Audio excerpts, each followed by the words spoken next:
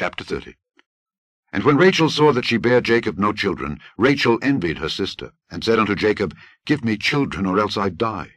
And Jacob's anger was kindled against Rachel, and he said, Am I in God's stead, who hath withheld from thee the fruit of the womb?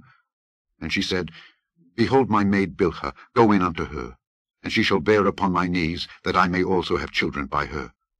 And she gave him Bilhah her handmaid to wife, and Jacob went in unto her. And Bilhah conceived, and bare Jacob a son. And Rachel said, God hath judged me, and hath also heard my voice, and hath given me a son. Therefore called she his name Dan. And Bilhah Rachel's maid conceived again, and bare Jacob a second son. And Rachel said, With great wrestlings have I wrestled with my sister, and I have prevailed. And she called his name Naphtali. When Leah saw that she had left bearing, she took Zilpah her maid, and gave her Jacob to wife. And Zilpah, Leah's maid, bare Jacob a son. And Leah said, A troop cometh. And she called his name Gad. And Zilpah, Leah's maid, bare Jacob a second son. And Leah said, Happy am I, for the daughters will call me blessed. And she called his name Asher. And Reuben went in the days of wheat harvest, and found mandrakes in the field, and brought them unto his mother Leah. Then Rachel said to Leah, Give me, I pray thee, of thy son's mandrakes. And she said unto her, Is it a small matter that thou hast taken my husband? And wouldest thou take away my son's mandrakes also? And Rachel said, Therefore he shall lie with thee tonight for thy son's mandrakes.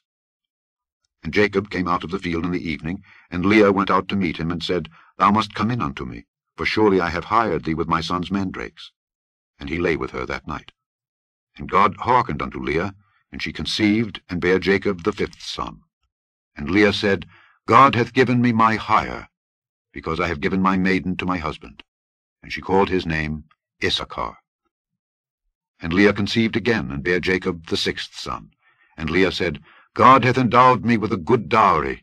Now will my husband dwell with me, because I have borne him 6 sons. And she called his name Zebulun. And afterward she bare a daughter, and called her name Dinah. And God remembered Rachel, and God hearkened to her, and opened her womb. And she conceived, and bare a son, and said, God hath taken away my reproach. And she called his name Joseph, and said, The Lord shall add to me another son. And it came to pass, when Rachel had borne Joseph, that Jacob said unto Laban, Send me away, that I may go unto mine own place, and to my country. Give me my wives and my children, for whom I have served thee, and let me go. For thou knowest my service which I have done thee. And Laban said unto him, I pray thee, if I have found favor in thine eyes, tarry. For I have learned by experience that the Lord hath blessed me for thy sake. And he said, Appoint me thy wages, and I will give it. And he said unto him, Thou knowest how I have served thee, and how thy cattle was with me. For it was little which thou hadst before I came, and it is now increased unto a multitude. And the Lord hath blessed thee since my coming. And now, when shall I provide for mine own house also?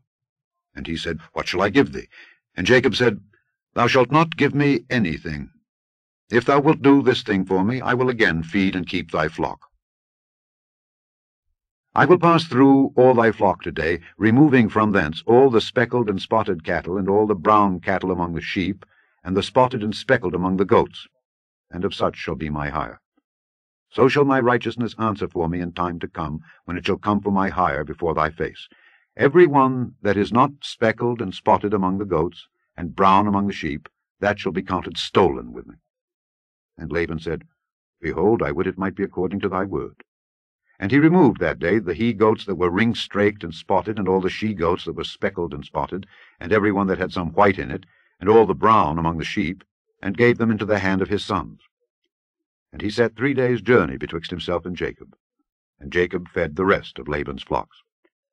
And Jacob took him rods of green poplar, and of the hazel and chestnut tree, and pilled white strakes in them, and made the white appear which was in the rods. And he set the rods which he had pilled before the flocks in the gutters and the watering troughs, when the flocks came to drink, that they should conceive when they came to drink. And the flocks conceived before the rods, and brought forth cattle ring-straked, speckled, and spotted. And Jacob did separate the lambs, and set the faces of the flocks toward the ring-straked, and all the brown in the flock of Laban. And he put his own flocks by themselves, and put them not unto Laban's cattle. And it came to pass, whensoever the stronger cattle did conceive, that Jacob laid the rods before the eyes of the cattle in the gutters, that they might conceive among the rods. But when the cattle were feeble, he put them not in. So the feebler were Laban's, and the stronger Jacob's. And the man increased exceedingly, and had much cattle, and maidservants, and menservants, and camels, and asses.